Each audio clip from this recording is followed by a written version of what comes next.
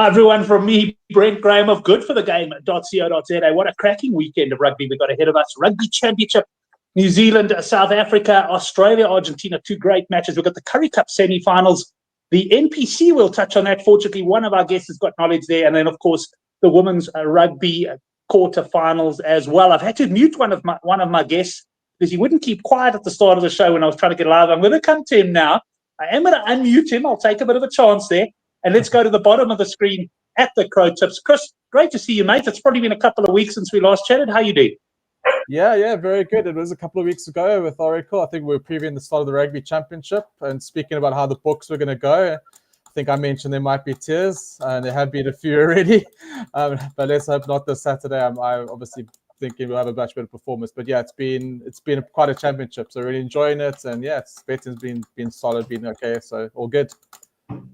Well, let's go to the top of the screen now. Oracle, when he came in, he had a bit of a surprise. He said there's good news and bad news. I said, give me the bad news. He says it's the same as the good news. So, Oracle, explain that to us and introduce the young pup there on your shoulder. I don't know if he's a pup, Brent. He's 22, turning 23, loves his rugby. He's the reason why I got onto YouTube in the first place. His name's Dylan. He'll come up with a screen name at some point.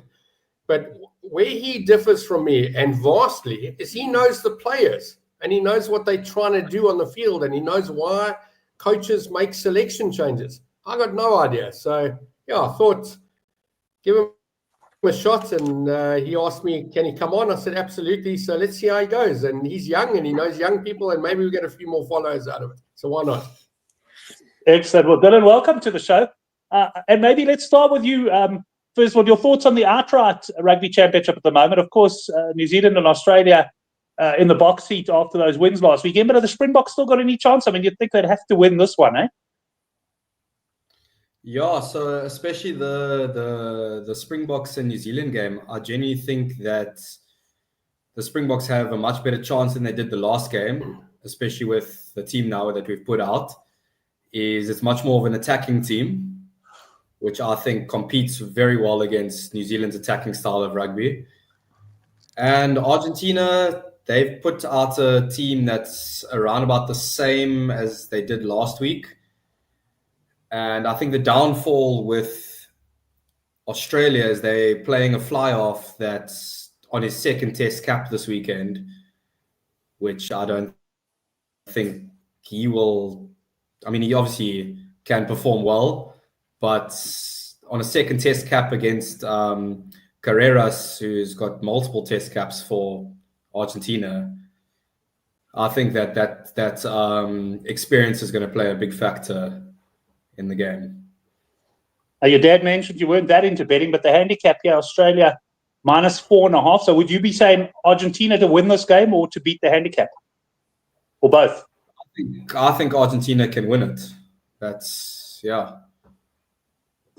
Excellent. Well, just welcome the boys in the live chat. Of course, Oracle XL needs no introduction. That's him sitting there. 2M Systems, Werner joining us. And Mark Dunphy. Mark, hasn't seen you in a few weeks, man. Hope all is well. And he says the Oracle is in the house. Excellent. Well, I'm going to come back to the Oracle's opinion on this game. Let's go down to Chris on this one. Chris, points line here, 53.5. Yep. This game being played in Sydney. I haven't had a chance this week to have a good look at the weather yet. This handicap's moved around a little bit, but I generally sense a bit of support for what Dylan fancies there in Argentina, because there was at one stage, I think, -6.5, even definitely 5.5 Australia, and that seems to be coming in. What are your thoughts on this one? Yeah, I'm kind of in that camp as well, in the Argentina camp this game.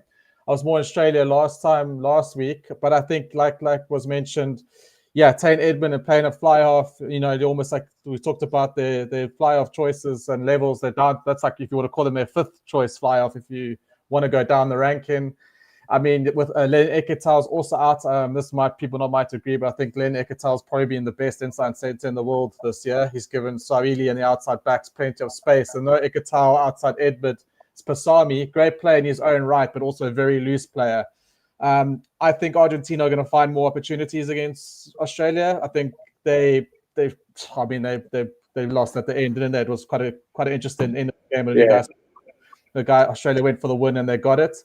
After blowing another lead, but obviously great fight back by the Aussies. But I think I think they might consider themselves a little bit lucky to get over the line. Argentina played exceptionally well.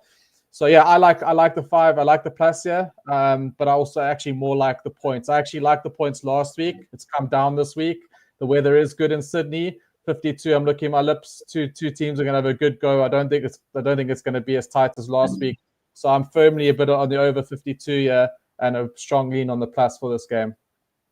Yeah, I'm kind of with you. I'm a little bit undecided on the plus, but I do like the points overs. Like you, I was on the 55.5 last week. And although it came pretty close in there, it never really looked like landing, unfortunately. Let's pop up to the Oracle there. Oracle, are you following your son on this one? Or are you going to...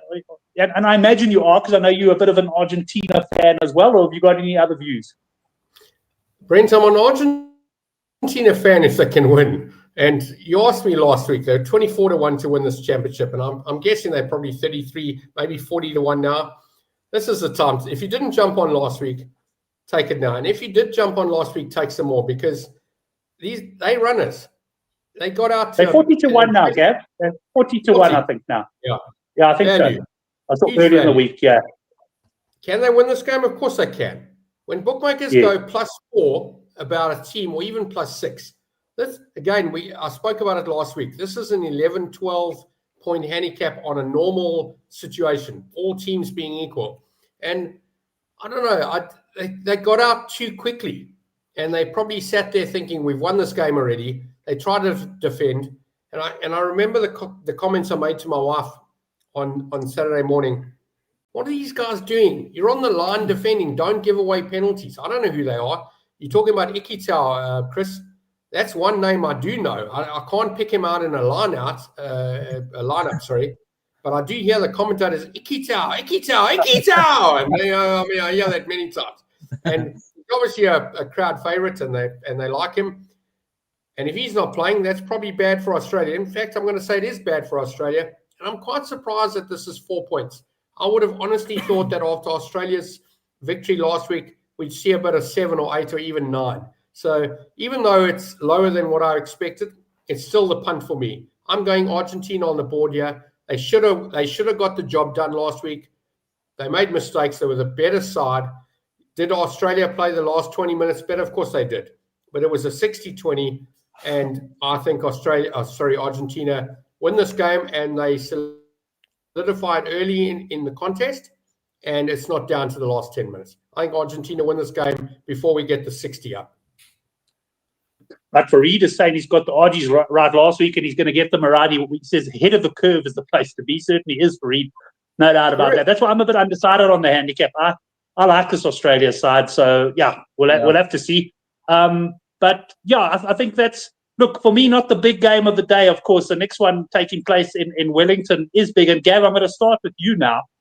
I see the handicap varies. There's -5.5 New Zealand in places. It did pop to, I think it was -3.5 when it opened. So there has generally been money for New Zealand.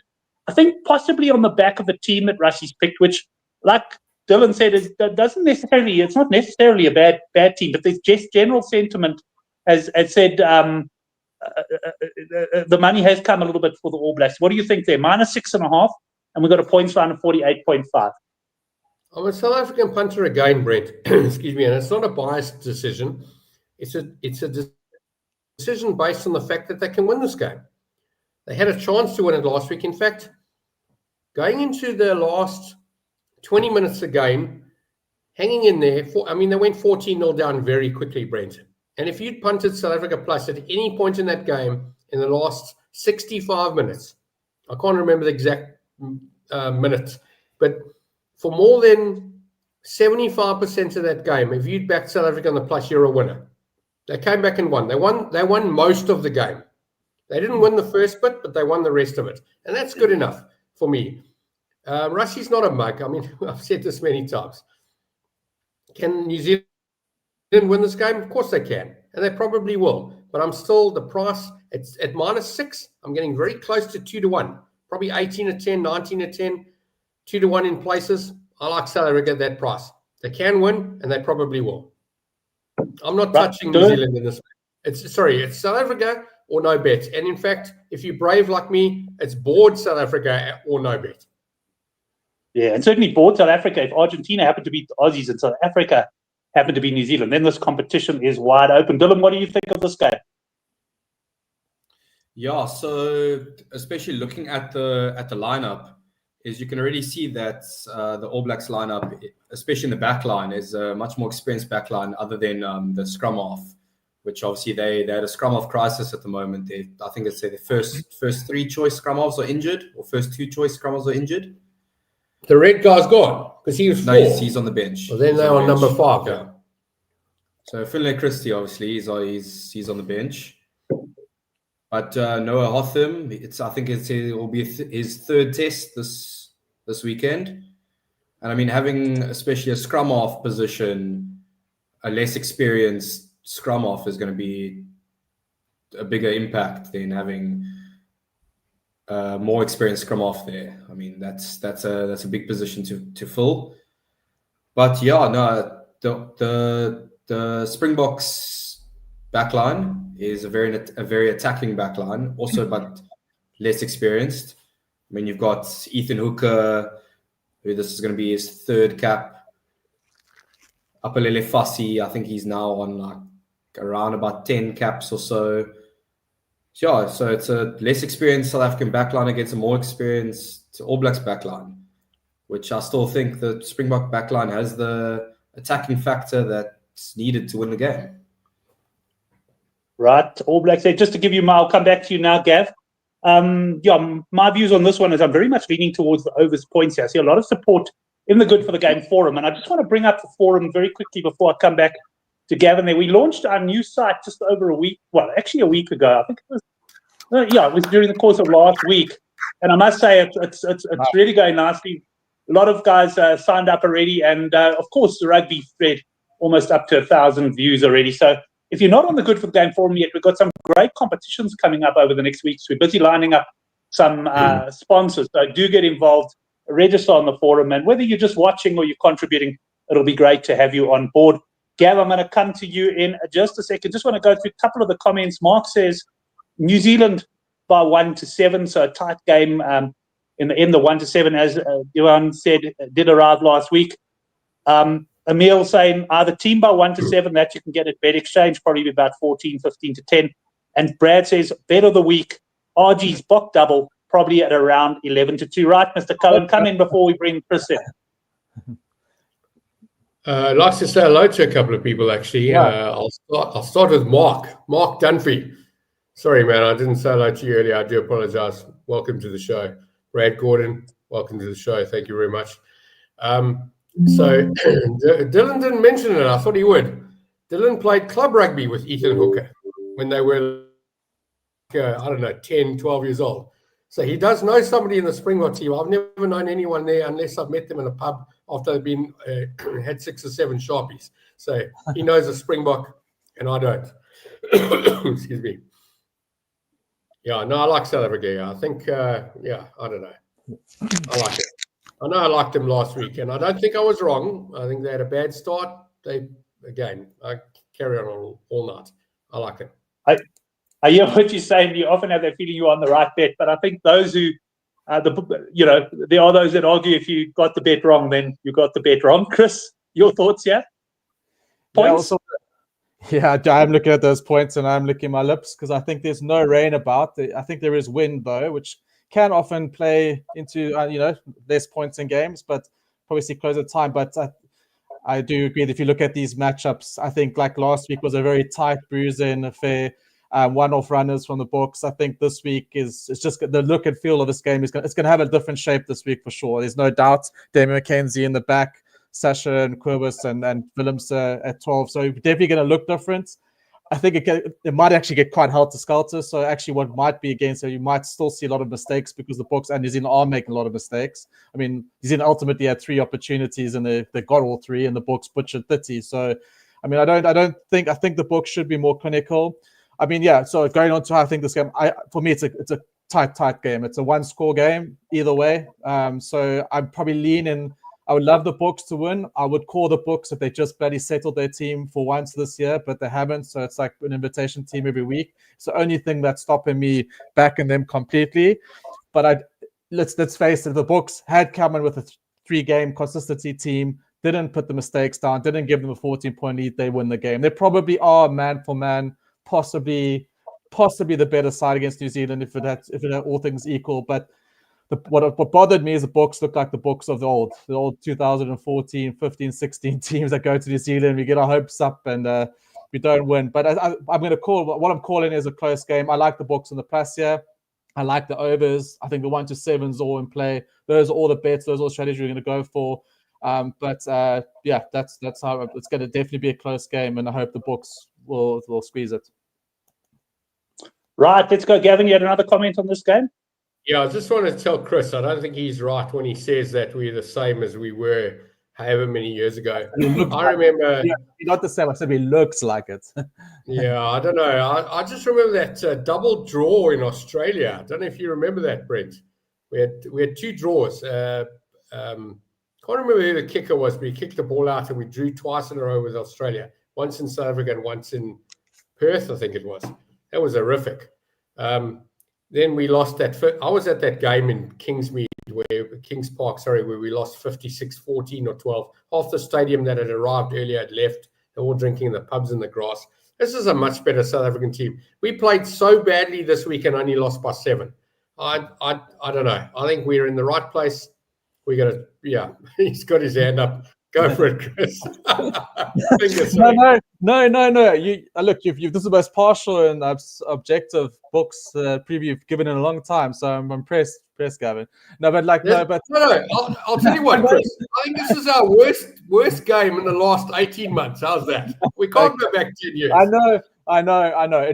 I think I said this 4 weeks ago before the championship. Yeah. My sentiment still says we just haven't. This is not. Yeah. We look different. We clearly missing the. We don't look shit. We look good. We look bad, but not shit. Yeah, and at some double point, for you, Brett. At some point, the books are going to have a good game, right? I don't know how much. I mean, obviously, New Zealand will say they have improvements to make, but we have a hell of a lot of improvements, and it'll just. I obviously find it hard to believe you're going to go in and play that bad again. Like, that's what I'm bet. This is what I'm thinking. Yeah, we can't be that bad again, surely. Agreed. Even with the players. So, and if you look at New Zealand, I mean, they've also Carter on the wing, new guy, Hotham. That's also like my opinion for Tuesday. I like Willemse at 12. I don't think second test in New Zealand, he hasn't played in weeks. Throw him at 12, bad idea. But he was always my guy to overtake from Dale India eventually. So I like him at 12. But for me, this is not the game to start throwing Willemse in at 12. But then again, they got a new 9, the new combination 9-10 guy on the wing. So they're also going to possibly have combination issues, but I just hope the books. I also want the books to win. I hope they do win it. Yeah. Right. Well, we're going to move on to NPC now. So we'll say cheers to the Oracles for just a few minutes while we go through the NPC. You're welcome to stay on the show, but I'm going to let Chris run it through, and then we're going to come back, and then I think we'll probably say goodbye to Chris because unless Chris, have you been following the Currie Cup? Of course, yes. We'll keep you for the Currie Cup, and then you can pop off when we talk the Women's Rugby World Cup. I know you said you haven't got involved. All I do have a bet is probably my strongest. I'm not going to do Oracle special. I'm going to tell you that I don't. We can go there when we get there, but I do have a World Cup bet. But okay, well that's great. Yeah, you could definitely tell us when you get there. And I mean, I must say, I'm loving it. I think I'm something like 20 out of 24, 19 out of 23. I haven't really bet on every game, so really enjoying it. But let's get on to the NPC. And the first game is obviously tomorrow morning. We got Waikato minus 11.5 against North Harbour and a points line here of 56.5. Anything jump out for you there, Chris? So as I say, we can whisk through these because these are a lot of leans. This would be one of my leans. I do like Waikato have.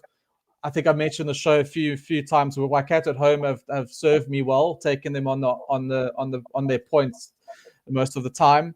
But they haven't. I mean, they won the Ranfurly Shield 2 weeks ago, and then they imploded.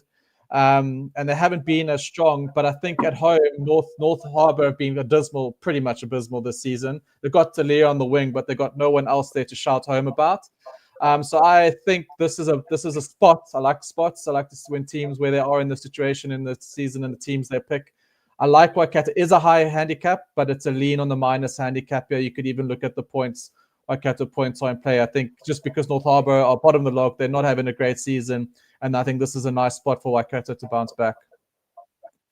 Right, let's go on to the next game. Bay of Plenty. I don't have a points line for this one. It'll be, of course, on Saturday morning, probably in the early hours, South African time.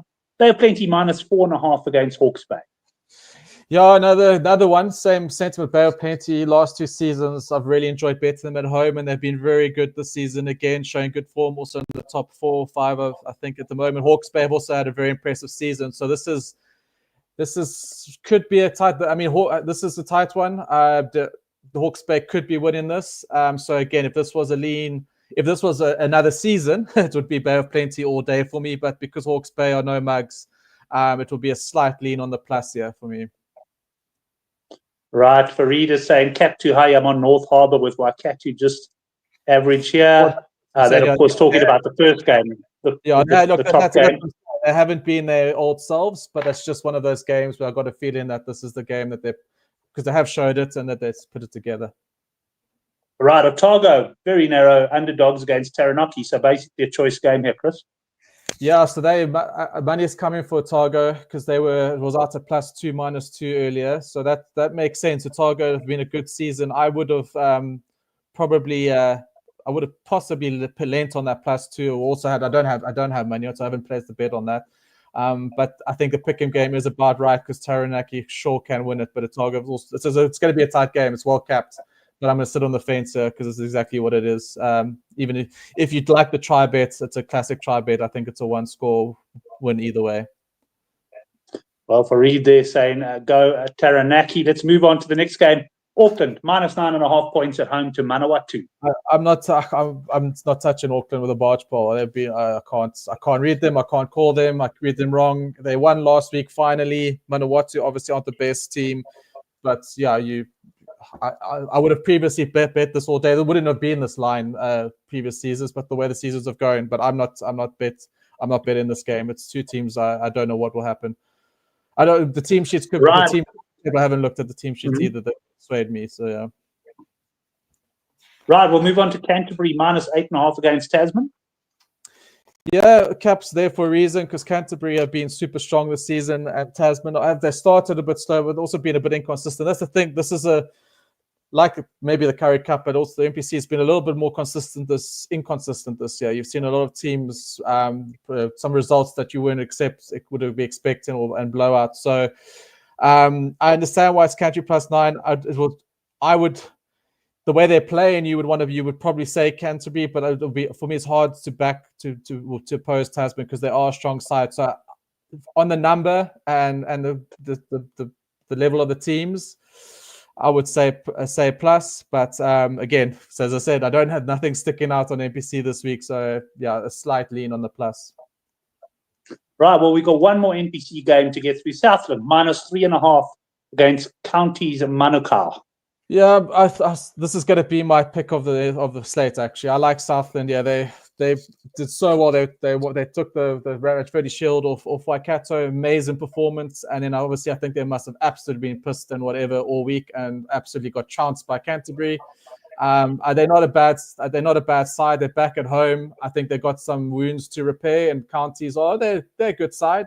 But Southland have showed me enough that this line is probably a little bit too shy. So I actually quite like Southland on the -3.5. This is my strongest pick out of the NPC slate. Right, well, we can move on to Currie Cup, which means Oracle can unmute. We saw him in the background sharing words of wisdom there with his son, and no doubt he's had many a lecture from Dad over the years. Right, let's move on to Currie Cup. And I'm going to bring the Oracles in, if I could call them that, in the first game. We got Golden Lions -16.5. Now, I just want to bring in, if you were following my blog and also on the forum, I got in the moment I saw Bet Exchange open -12.5. I jumped in on the Lions. I know Oracle's going to have something to say about that, but I did it purely on the basis that I saw this line moving. I haven't had a good look at teams, but if the Lions field anything like last week's team, this line will still go out further. If not, I didn't see it coming with under 12.5, so I went for that there on that one. But let's see what Gavin and Dylan think of this one. Gavin, -16.5 for Lions. I almost don't have to ask you this. I'm almost certain you're going to be on Boerland here. No, it's not enough, Brent. No, this can be 40. Not enough. No, okay. This can be 40, and I'll tell you why. They lost their game last week. They lost their game the week before. I'm going to apologize to all the people that punted them at 66 and 50 to 1. They're not winning. You've done your money. It's down the drain. It's over. You had a run. You went down the loop or round the loop on Gold Reef City's roller coaster, and you enjoyed your time, but it's over. The Boland train has come to a stop. It's run out of grease on the tracks. The conductors have resigned, and they've gutted the train overnight. There's nothing left. It's over. Lions will smash this team. They've behaved like absolute imbeciles. I don't know if idiot or imbecile is higher on the what's that scale called? The genius or probably whatever it is. Probably the YouTube banning scale, Gav. Yeah, no, they gone. Boland are finished. They had a good run. They ran out of petrol. They drunk. They've been chucked out the nightclub. It's over. If you're still on Boland, don't be. Get off right now because it's over.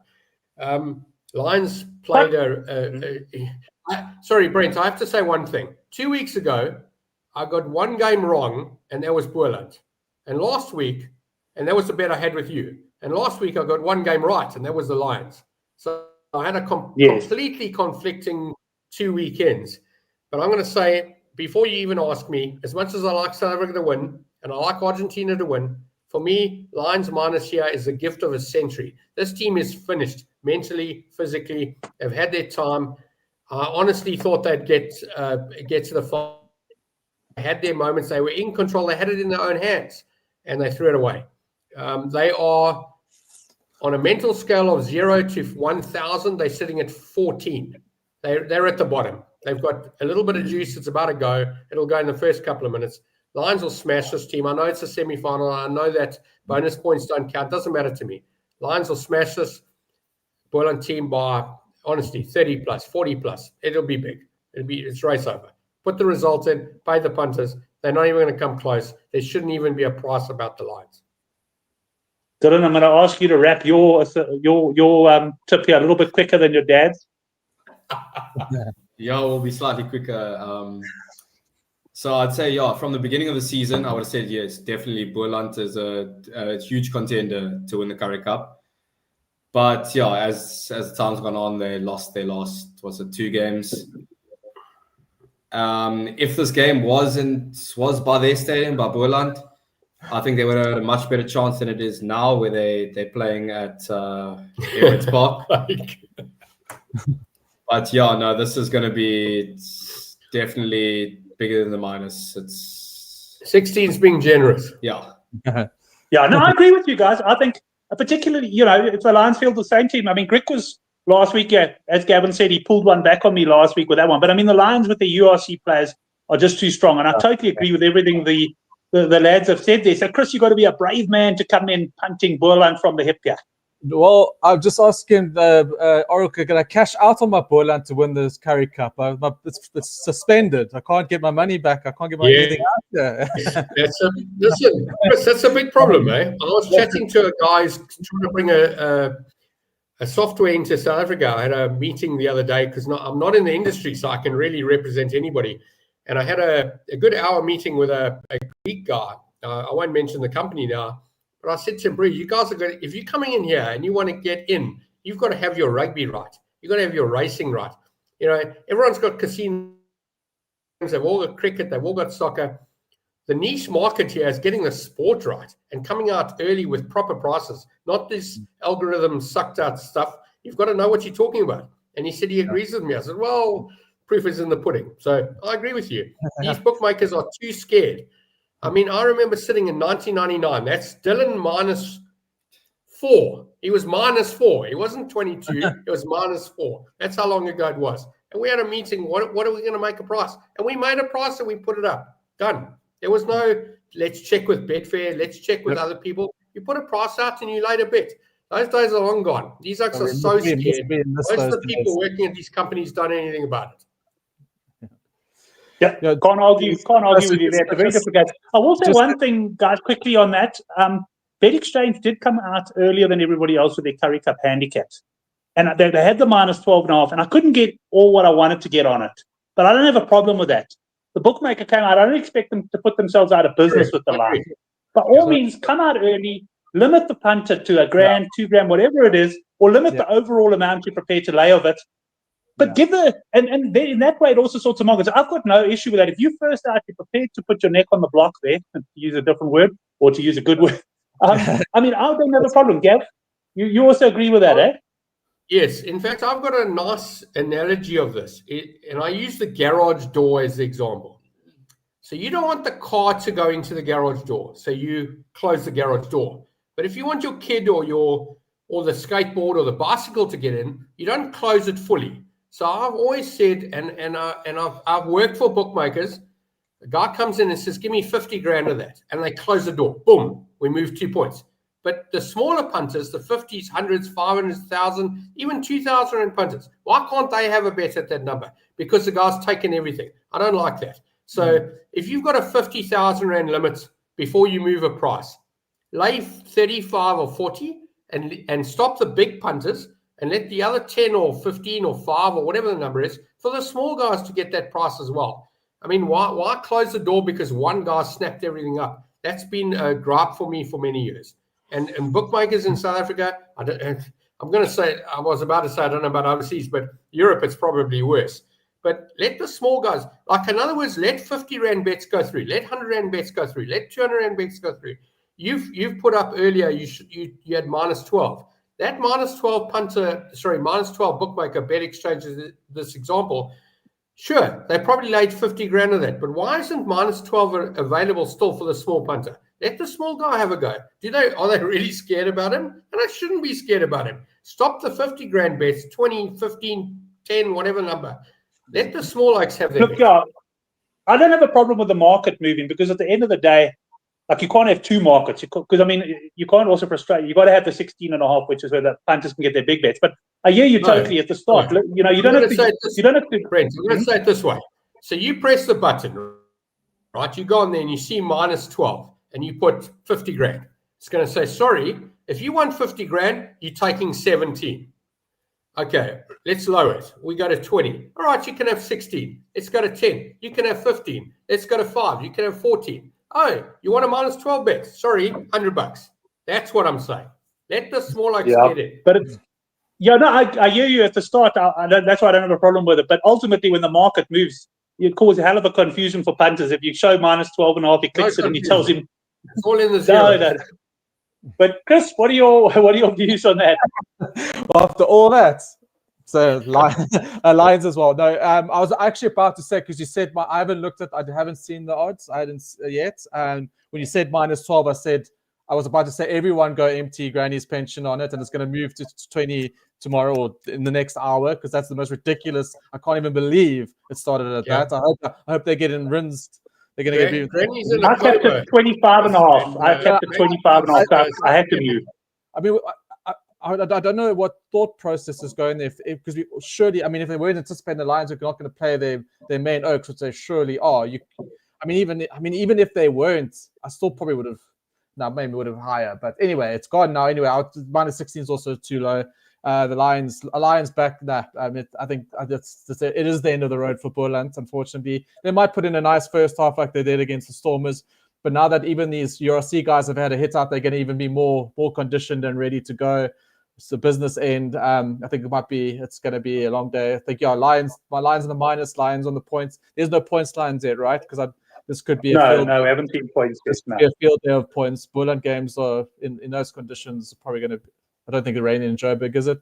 No, it should be good. It should be good. I must say, some of the Lions games have been disappointing for points punters this year. They haven't. There's been quite a few. But look, I guess we'll have to wait and see what the line is. I mean, if they come out 52.5, I'm all over the overs.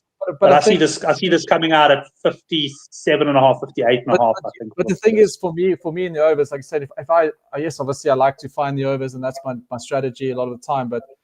When there's quality play, I find if there's quality players on the field, there are generally more points. They're creating more opportunities. The lower quality guys are battling to keep these guys out. It's kind of more now how much are Boland going to contribute, right? I mean, is Lions defense going to be how good is that going to be? Yeah, when you think that, I mean, Greco's only got 7 points, I think. Did they score near the end, I think? But they won 7 points for virtually the whole game. So I agree. I hear what you're saying.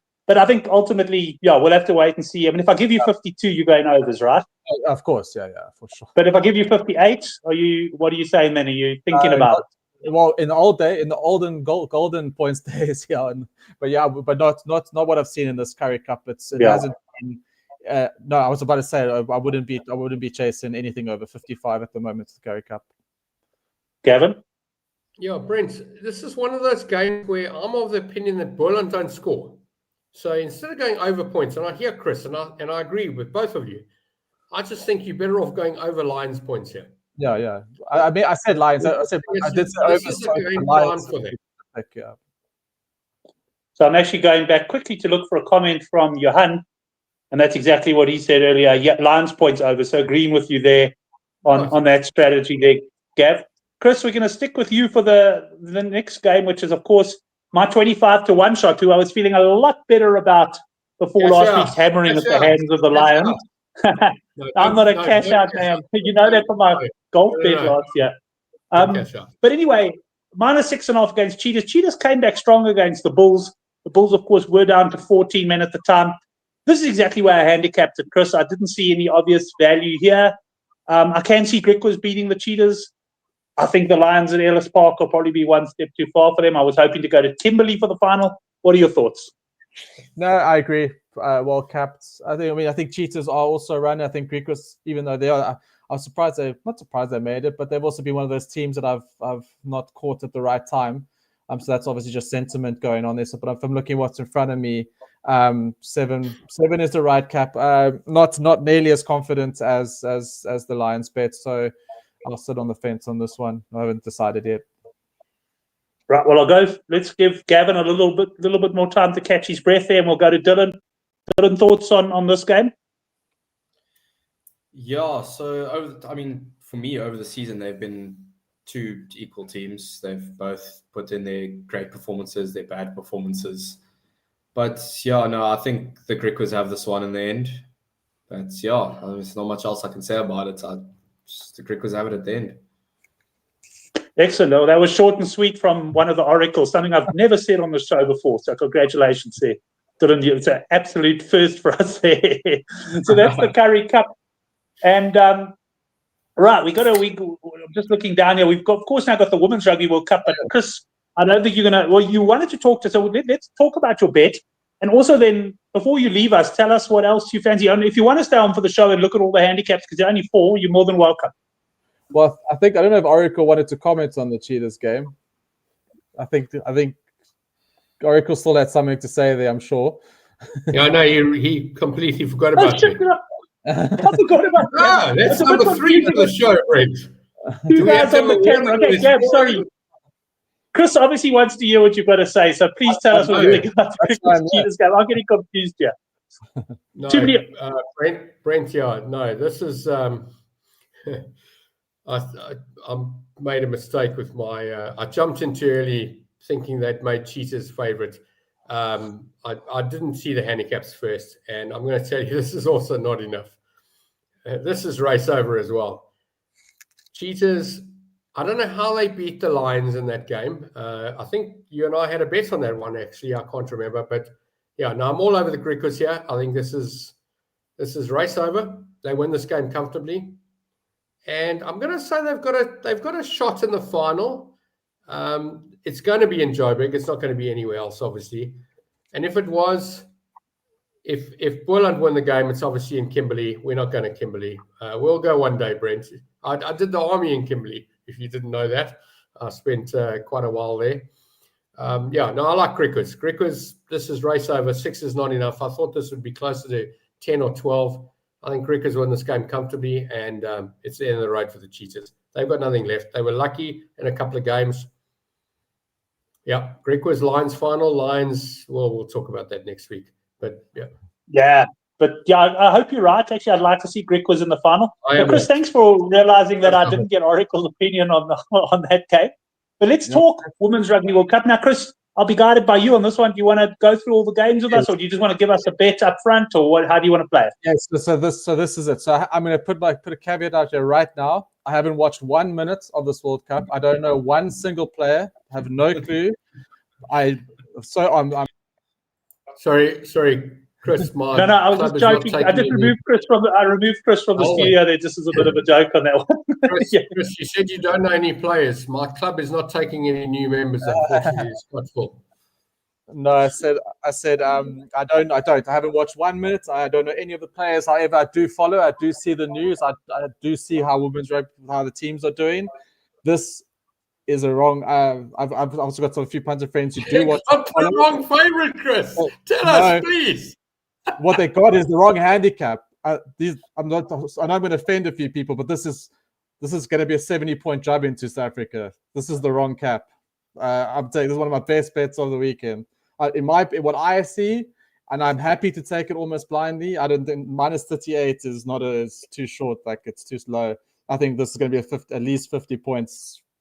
That's okay. And I put my caveat. I don't watch. I don't know, but I see results. I've seen New Zealand's results. I've seen what South Africa did in the past. They had one flash of the pan game, and everyone thinks the bee's knees. It ain't happening. Everyone's coming back down to earth. Minus 38 or New Zealand rugby all the way. Yeah, I'm going to put some money on that. Fareed likes the women's box to stay close. I must say, Fareed, I'm kind of with you. Yeah, I have watched a hell of a lot of this, and I think that our team are capable of staying within what is a very big handicap against New Zealand. I think they will get well beaten, and I think South African fans have to realise that New Zealand are different class. But at the end of the day, New Zealand haven't been overly impressive. They are starting to come to hand, though. I was quite impressed with them in that second half against Ireland. So just want to bring in the unders taker here before we bring Gavin in. Overs on points, Sway's plays positive rugby. Now, points, Henrik, are 53.5, and that was exactly my thought. Henrik, I don't know if you've checked conditions yet, but that was exactly my thought. I think New Zealand will score against us. Even the Italians exposed our backline a bit defensively. But I think we've got the team that could score a few points. I'd be leaning on the handicap, but once again, my fancy here is the points. Let's get Gavin's thoughts on this.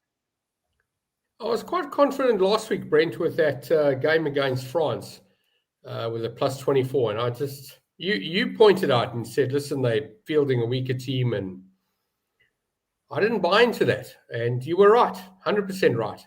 They played, they were already in the... it goes against everything I've always said about being a punter. Don't touch these dead rubbers. That was a dead rubber. It didn't matter. South Africa were never winning the game. So I shouldn't have got involved in that game last week. This particular game, you might remember we had two matches against what they called the Black Ferns or the Black Ferns A or something. They came here out of Cape Town. They played in like the Stadium. 15, like basically a B team. Yeah. So we won the one game and we lost the other one. Whether they, gave it to us a bit, I don't know. I didn't watch them. I just looked at the results. Stadium was quite full. I just think South Africa's still on the high. I think you were right. They didn't care about last week. They didn't need to care about it. It's funny. I've been punting for 30 plus years and I still get caught up in dead rubbers that I shouldn't get involved in. And this was one of them. I don't know. 38 seems too big. They beat Ireland 40-0. This is a quarterfinal. They got an eye on 2 games afterwards. Are they going to risk injuries and go flat out? They just want to win this game. I think this will be closer to 20 than 40. So, around about the 30 line for me. But it's not a big bet. This is a half unit at best. But because it's our country, we'll watch the game. And I will watch it. But, yeah, I'm not getting stuck into it. But I do think it just feels too high. One thing you said that I thought about a comment, and I think it was about the Lions-Boland game. I can't remember who made it in the live chat. They were worried that maybe the Lions might get well ahead and then switch off, which often could happen, focus on the final. And I think you actually make a good point about New Zealand here, because first of all, when I heard you say 14-0 Ireland, then I started looking at this 38.5 and going, Chris could be spot on there. Because, Ireland are definitely a stronger team than South Africa. But at the same time, there could be a situation where they get their 20, 25 points ahead and sort of switch off a bit in the second half. Not totally, but it's more just a mental switch, bring on a couple of subs and that sort of stuff. So, Gav, I think you could have a good point there. Johan reckons points and points plus on SA, and I definitely like the overs in this game. Dylan, let Gavin, your dad speak first, and then we'll go to Dylan. No, I was talking about Dylan's comment here. Not one player from New Zealand tour to SA is at the World Cup. That's quite interesting. So it's not even a B team. This could be a C/D/E yes. team.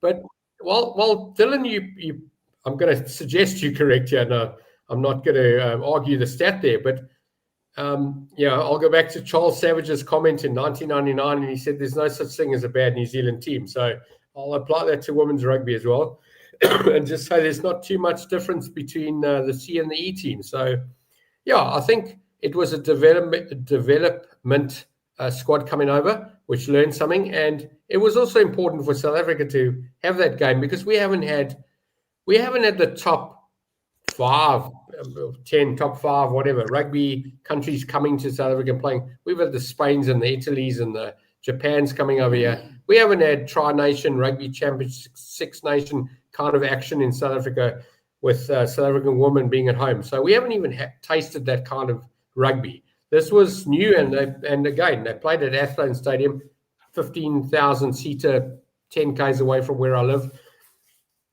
South Africa won the game, and it's a mental victory. May not have been a rugby victory, but it was a mental. Yeah, I totally disagree with you. I think it means absolutely nothing playing against a team. I think it's better to play Italy than New Zealand. See, honestly, I think you can read nothing into that. That's not to say I don't think the Boks could beat this handicap, but my view is, against a team like that, I'm not saying it wasn't a good game for them to play, but I don't think we should read anything. I've agreed. Within 7 seconds, I've agreed. Good man. Right, Dylan, any thoughts on this one? Yeah, so I haven't been watching much of the women's rugby. I saw the last game where we played against France, got absolutely battered. But yeah, other than that, I think the what's it called?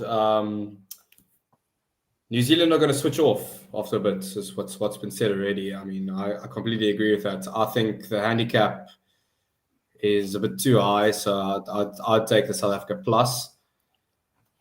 I don't think that New Zealand's going to do what they did with what France did to us. But yeah, other than that, I mean, I haven't watched too much of it. And yeah. Sorry, Brent. I'm reading the 7-1-6-2 stuff. I'm waiting for an 8-0. Who's going to give us an 8 pitch? 8-0. Done. I challenge every rugby coach around the world to pull out the first 8-0. I want to see it. I'm all over them. What's a 7-1-6-2 rubbish? Just give us an 8-0. Well, Gav, I'm going to stick with you. The next game, quite interesting. And I say that because it's one of the few games that have actually had significant betting moves since the line opened. Canada opened minus 23.5 against Australia. Points 52.5. I did see someone, was it Southpaw, that liked Australia on the plus, even on the early line. And I'm with them now. I'll say straight up, Canada are the better side. Canada will win the game.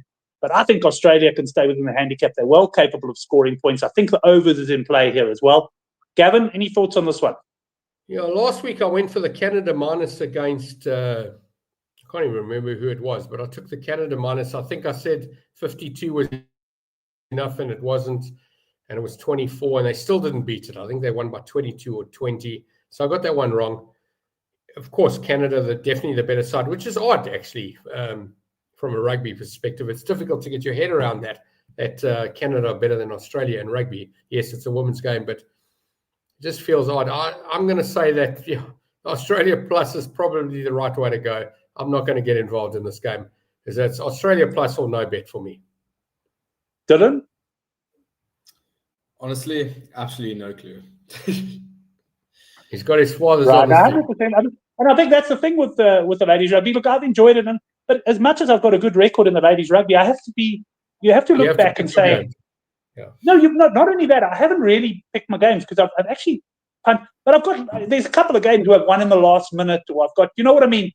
You have runs like that in punting. So it looks like I'm reading the tournament beautifully. And yes, I'm not doing badly, but the reality is 2 or 3 games or your bigger bet goes missing, whatever it is, and you don't. But yeah, certainly enjoying it a lot. I just want to see, before we go to Chris and get his views on the next game, I just want to, sorry, I've fallen a bit behind on the comments here. Yeah, no, Hendrik's got a good this one says Fareed. And Henrik says he saw Canada open minus 16.5. Wow, Henrik, I didn't see that. Moved to 23.5, 27.5 now. That's moved 11 points. So that's a great example. Moved 11 points. That's huge. In fact, 11 of a percentage of 16 is 72%. That's massive. This handicap's moved a hell of a lot. And think about it. Somebody comes out with minus 20 and suddenly they got minus 38.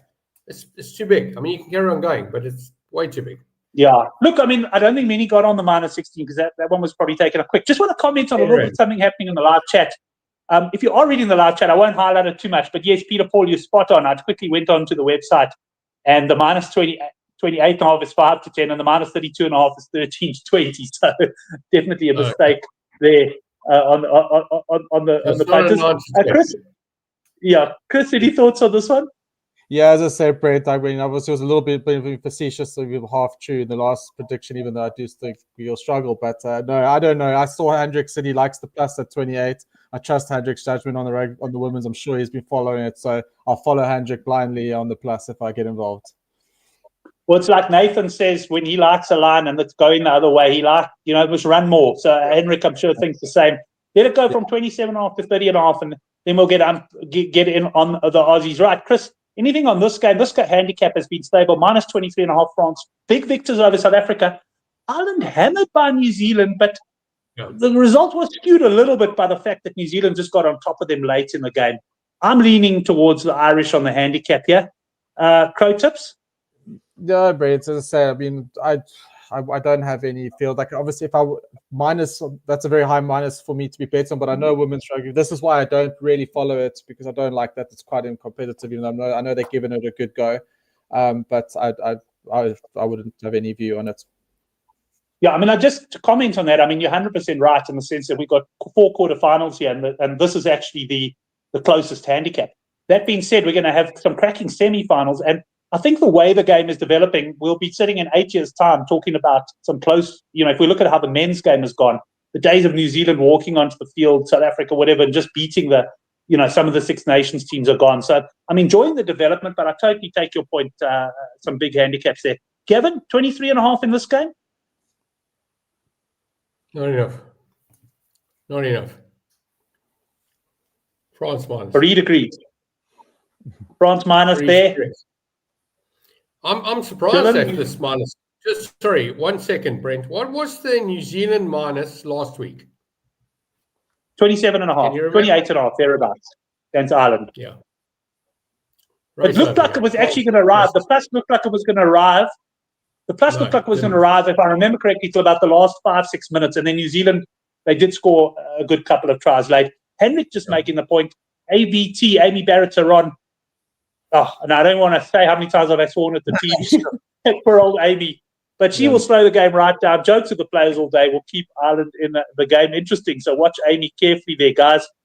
And as Farid says, Ireland almost arrived there. Dylan, Henrik's you going to follow your dad on this one? Sorry, Henrik's right, except he needs to multiply that. He needs to have 3 Amy Barrett-Tarons on the field before he can suggest it'll influence the game.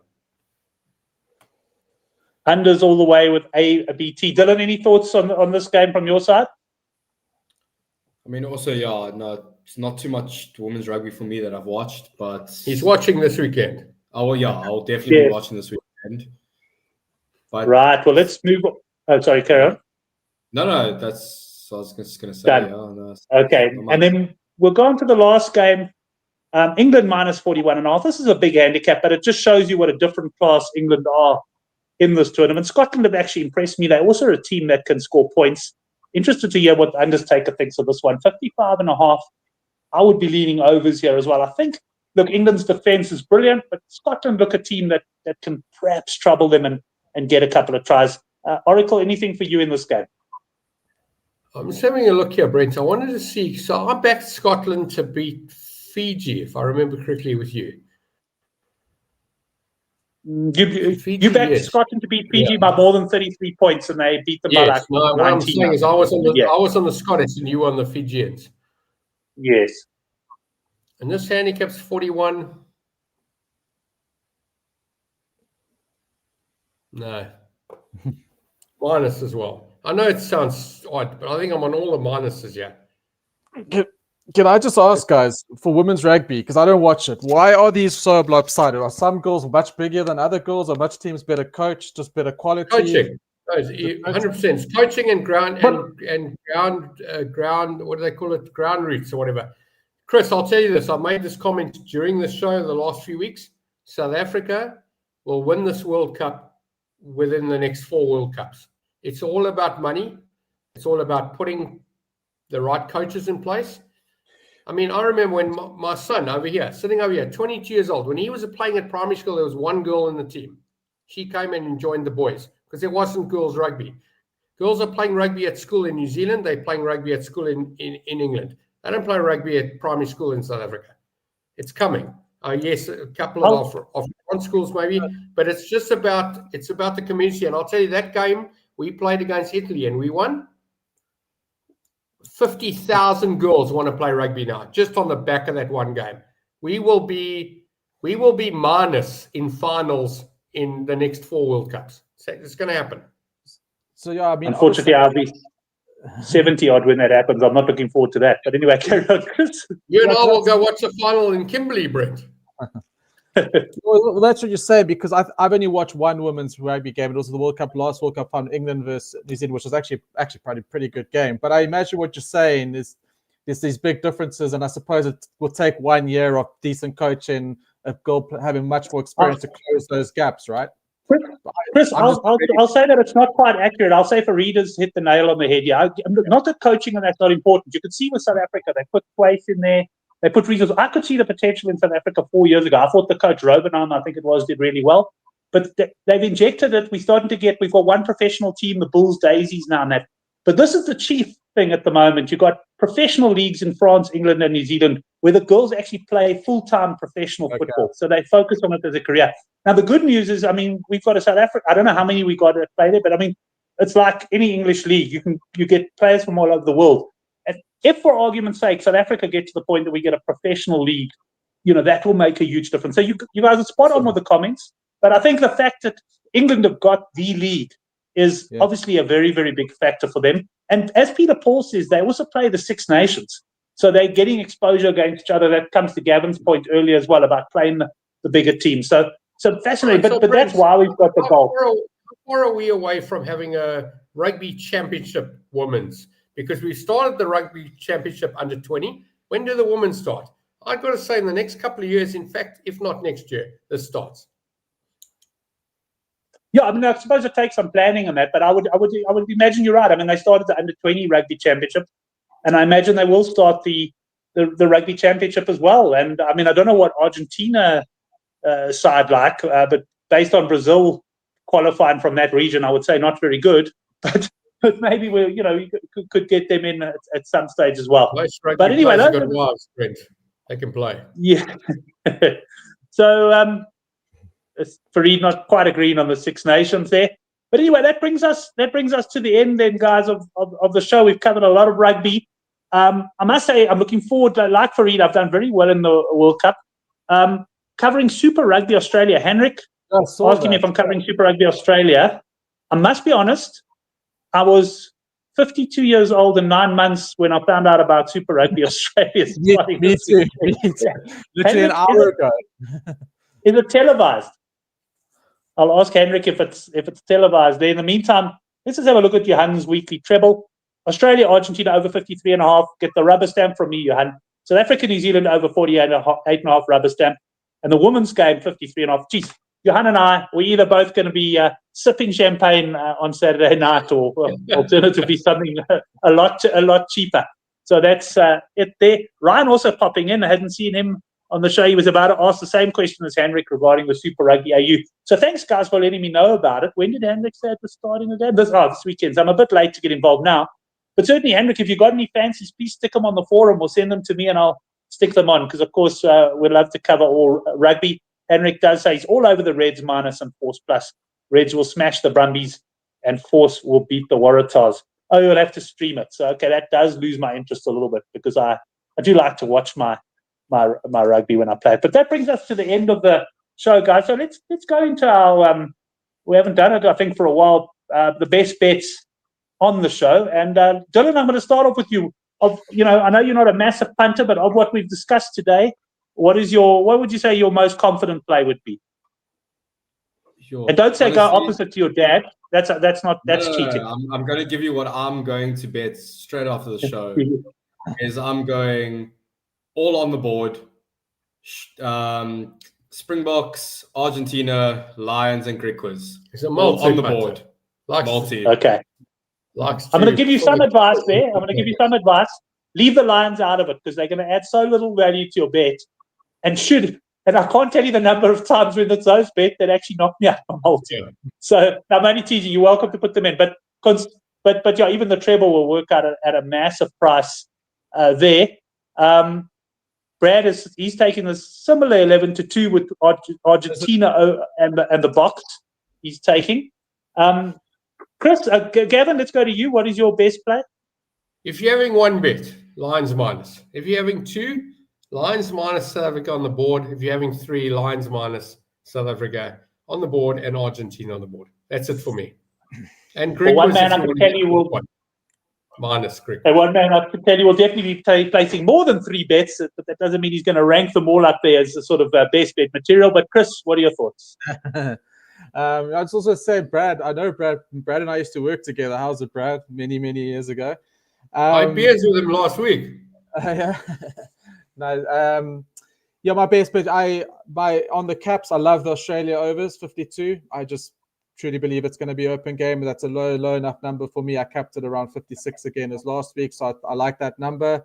And I love my doubles. I just made one right now. I can get Argentina plus 10, Box plus 10 for even money. I think that's going to be my biggest bet of the weekend. Alt double there on those 2 plus 10s, Argentina and Box. I know some people don't like the doubles, more risk apparently. So if you want to go on the caps, I like the overs in the Australia game. So yeah, and the Lions. So those are my 3. Lions, that book, Argentina double, and the overs in the Argentina game. Yeah, I also like the Lions. And then I'll definitely be looking at the World Cup, some of these points lines in particular. And I've been calling him the unders taker. And those who are new to the show are probably wondering what I'm on about because he likes quite a lot of overs this weekend. Henrik saying over 53.5 in New Zealand SA women is the best bet. Gents, it's been a great show. We've talked plenty of rugby betting. And that brings us to the end. First of all, thanks to all the guys who contributed in the live show. Always great to have your thoughts. And then, Chris, yeah, have a good weekend, man. Hope you're up to something else besides just watching rugby this weekend there in the Isle of Man. I'm just watching rugby. That's all I do. Love it. Happy. But right. We're